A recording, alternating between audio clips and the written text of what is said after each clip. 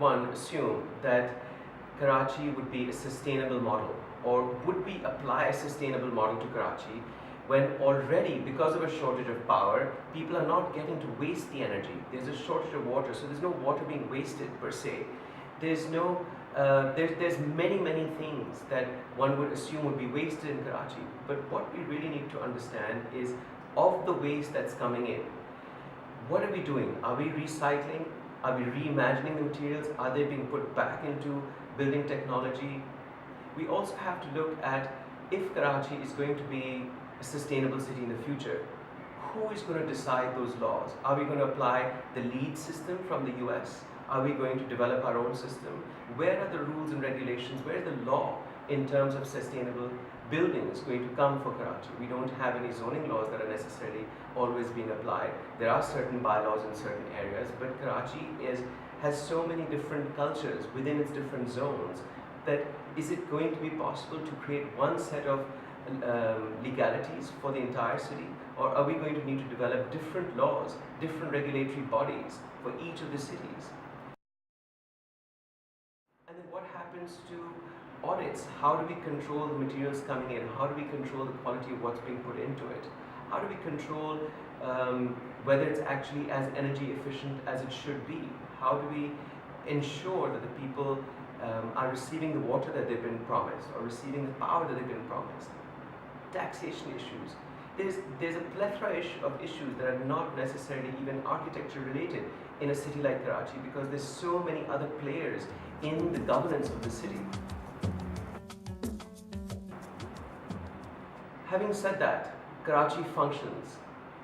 However it does, it functions because the Karachiite, the actual person who's living here, who's working, who's feeding into Karachi's economy, who's making its money, who's making it the heartbeat of Pakistan, who's making it this buzzing, resilient, exuberant city, that person has already found alternative ways to replenish energy that it's not receiving, that they're having to create, whether it's through generators in their own homes, or it's through UPS systems, battery operated power.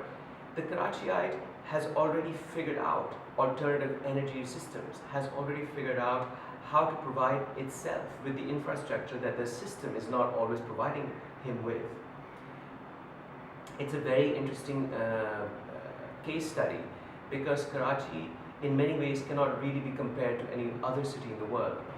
What one, in my opinion, should really look at in terms of sustainable architecture in Karachi is to actually do research on how these people are living, how the main Karachiite, the average Karachiite, the Awam, how the middle class and the lower classes actually exist in Karachi. Their housing, for instance, is already small and it's cramped. There's no wastage of space. They don't have the luxury of gushing waters and fountain, and forget gushing water, they don't have the luxury of water coming through their lines that they've been promised. Many times they don't have power. The load shedding goes on for hours and hours, which is unheard of in any other first world country, developed country, where the issues of sustainability exist because there's so much wastage of their basic raw material.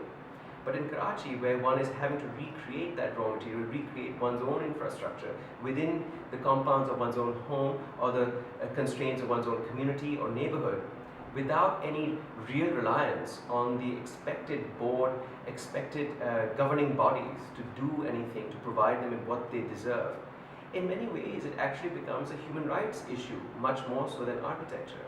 Because is the average Karachiite getting what they deserve for the kind of investment they're putting into the economy of the city? There's only so much of a role that an architect can play in making Karachi sustainable. Building materials, yes. More ventilation, yes. Less windows to attract more heat, yes.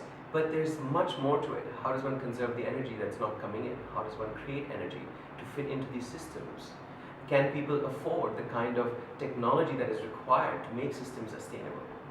There's many complex issues that one has to look at that go from social bodies to design bodies to regulatory bodies to the architects and to the consumers. All of these people need to get together and create a system that talks about how alternative energy sources, how alternative systems of building can be institutionalized in Karachi without ruffling anyone's feathers, without shaking any of the so-called systems that are already in place, that are already providing Karachi with what apparently they're meant to.